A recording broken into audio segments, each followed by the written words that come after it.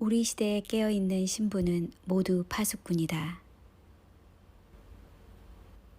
예레미야가 이스라엘 땅에서 남유다의 심판을 파수했던 선지자라면 에스겔은 동시대의 바벨론의 포로로 끌려와 파수한 비운의 선지자였다. 두 선지자가 민족의 멸망을 예언하고 목격하는 파수꾼으로 평안하고 안락한 상태에서 백성들에게 경고할 수 없었다. 멸망이 오기 전에는 조롱을 당했고 멸망이 오자 고통과 슬픔 가운데 살았다. 에스겔이 휴거 전 파수꾼을 상징한다면 에레미야는 휴거 후 남은 자들을 위한 파수꾼을 상징할 것이다. 인자야, 내가 너를 이스라엘 집안의 파수꾼으로 세웠다.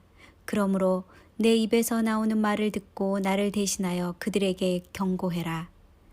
선지자들은 심판의 메시지를 전한다는 이유 때문에 혹독한 대가를 치러야 했다. 에레미야에 비해서 에스겔은 비교적 평안한 상태에서 메시지를 전한 선지자로 생각하는 것은 오해다. 온갖 고통으로 가득 찬 삶을 살았던 선지자들 중에서도 에스겔이 겪어야 했던 아픔은 특별했다.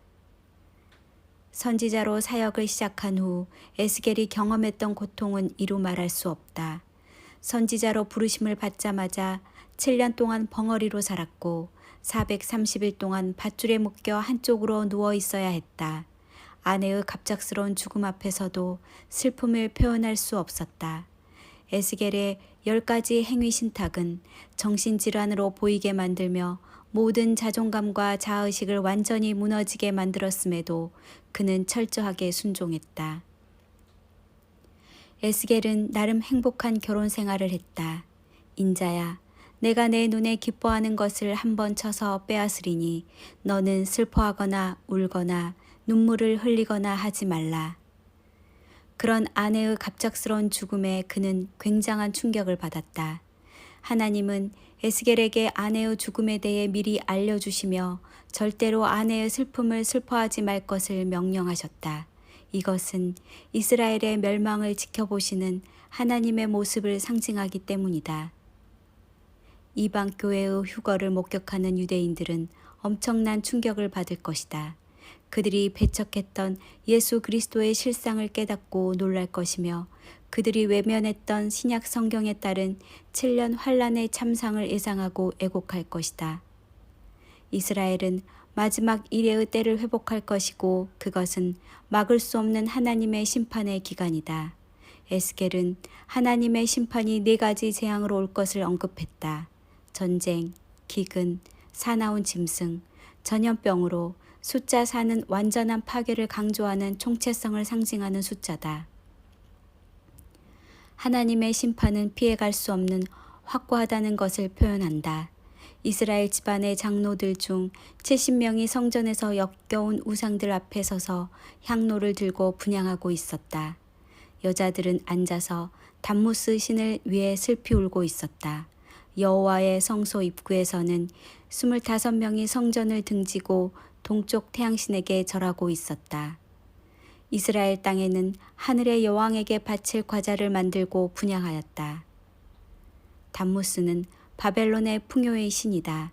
유대인들은 담무스를 숭배하느라 그들의 달력의 이름을 잊어버리고 넷째 딸은 담무스가 차지했다. 성전에서 행해지는 우상 숭배는 하나님 백성의 죄를 총체적으로 보여준다. 이때 하나님의 심판을 수행할 6명의 사륙자가 등장한다. 사륙자에게 내려진 명령은 이 모든 역겨운 일 때문에 탄식하고 괴로워하는 자들의 이마에 표를 그려 놓으라고 한다. 이들은 요한계시록의 14만 4천 명에게 인침을 하는 것에 병행한다. 그리고 나머지 사람들을 불쌍히 여기지 말고 쳐 죽이라고 명령을 내린다. 이 성읍은 불법으로 가득 찼다. 성전은 온갖 우상으로 더럽혀졌고 여호와의 영광이 성전을 떠나가셨다. 이것은 오늘날 우리가 처한 상황을 상징한다. 부패한 종교 지도자들은 여전히 하나님의 뜻과 경고의 징조를 깨닫지 못했다. 거짓 선지자들은 평안이 없는데도 평안의 메시지를 전했다. 에스겔이 보았던 환상은 많은 날이 지나서 우리 세대에 도착했다. 예나 지금이나 불신앙자들은 그의 오래 참으심을 조롱하며 주의 재림이 언제 있느냐고 비웃는다. 그러나 그들이 슬피 우는 날은 반드시 올 것이다. 주 여호와께서 이같이 이르시되 재앙이로다 비상한 재앙이로다 볼지어다 그것이 왔도다. 끝이 왔도다. 끝이 왔도다. 끝이 너에게 왔도다. 볼지어다 그것이 왔도다. 심판의 확실성, 심판의 임박성에 대한 에스겔의 애언은 다시 우리 시대에 성취될 것이다. 땅의 사방 구석구석에 끝이 왔다는 징조로 가득하다.